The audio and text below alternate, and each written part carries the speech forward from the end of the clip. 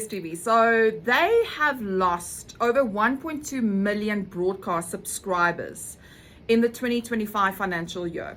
However, there is also a report that states that over the past 2 years, they've actually lost 2.8 million subscribers, from 17.3 million to 14.5 million.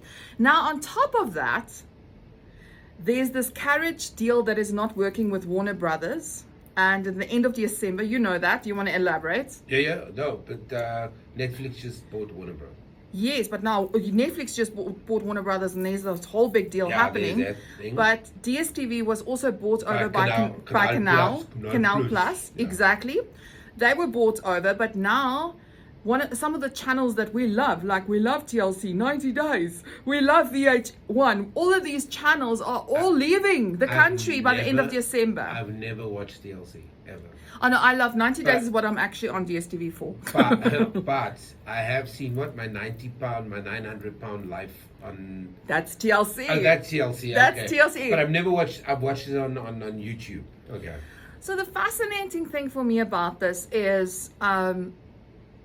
They've already lost so many subscribers. So now they're not going to. TLC. Who else are they potentially losing? Paramount Africa, that's Nickelodeon, and you know that's the babysitter of the household, Nickelodeon, and Warner Brothers, Cartoon Network. Yeah. You know, all of those important. There's over 16 channels, BET, that are going to be gone by the end of December, and now you add this subscription fatigue. At what point are people going to say, you know what? Please define for our listeners subscription fatigue. Okay, so subscription fatigue is really, people are really getting tired of paying so many subscriptions. I think the pain points are really becoming detrimental at the end of the month, where premiums have been increased because of mergers that have happened with companies. You haven't used the actual features of the platform, or you're really not getting the value that you once did, as putting it under performance review. And this subscription fatigue is this underlying anger almost of, I'm so tired of paying all of these subscriptions. There's even apps that are being developed right now that you can connect to your Gmail account, your email account, and it can go through all your subscriptions. You just cancel it through the app.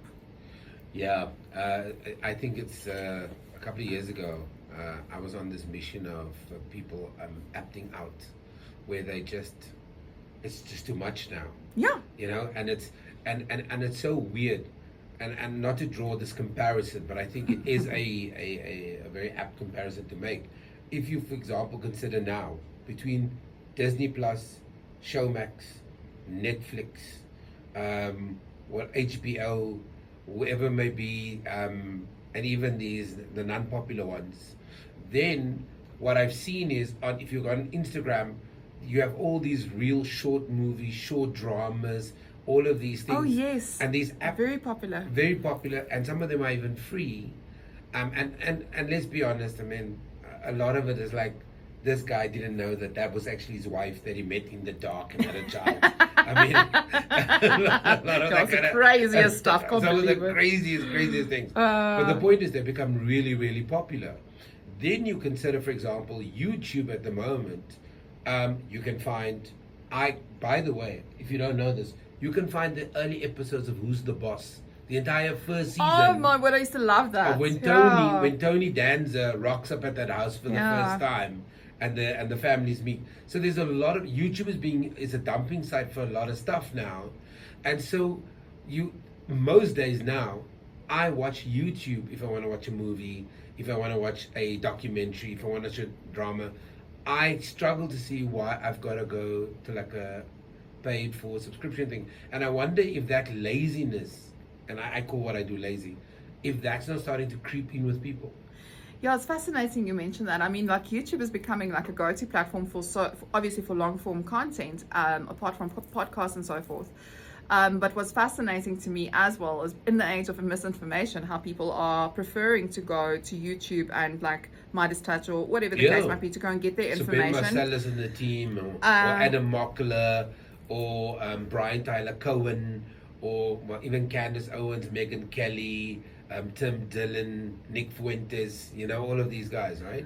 And what I think a lot of companies are not thinking about is this migration that is happening, platform migration, and how the attention economy, we need to rethink that, and where our consumers are going also, and where they want to find their information. But the subscription model, for sure, I can give you some stats if you want. Yeah, let's do The it. subscription fatigue is saying that over 42% of Gen Zs cancelled 1 to 3 subscriptions during a given period, right?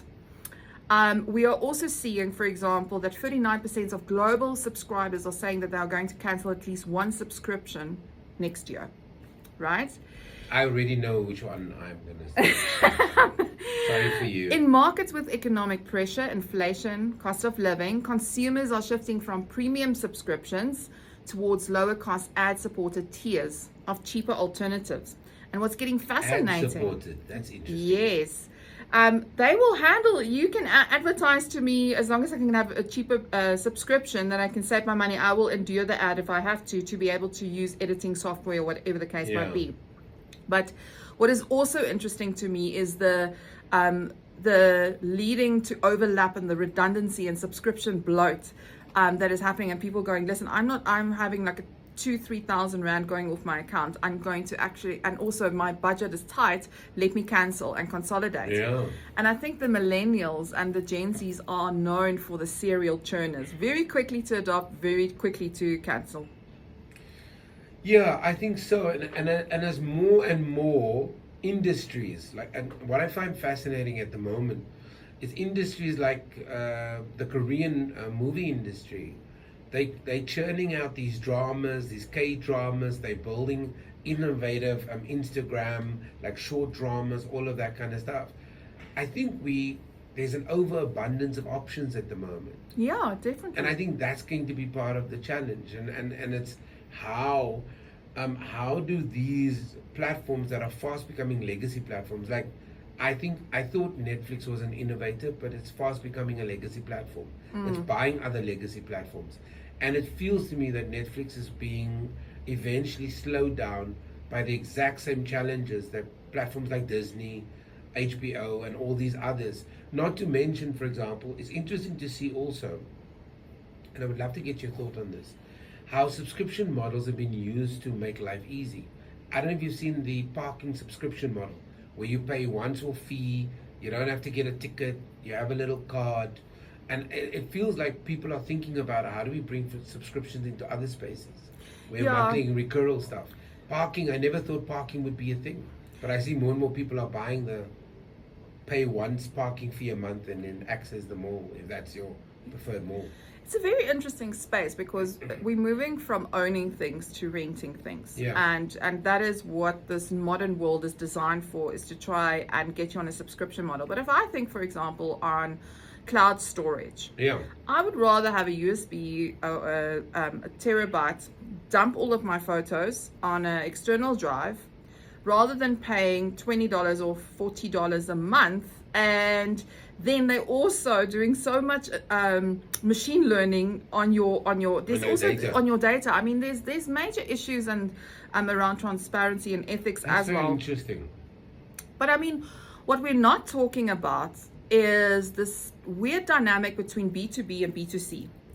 Because your B2B companies are providing cloud computing technology, generative AI, because the public's consuming it, is really requiring so much cloud computing.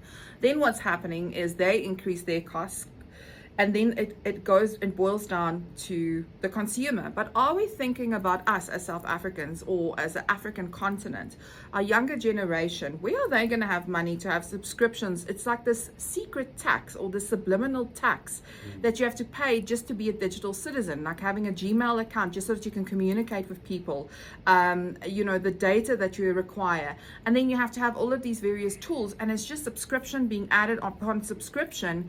And it's actually increasing the digital divide. Yeah, but to your point is that people are opting out now. They said enough is enough. Yes,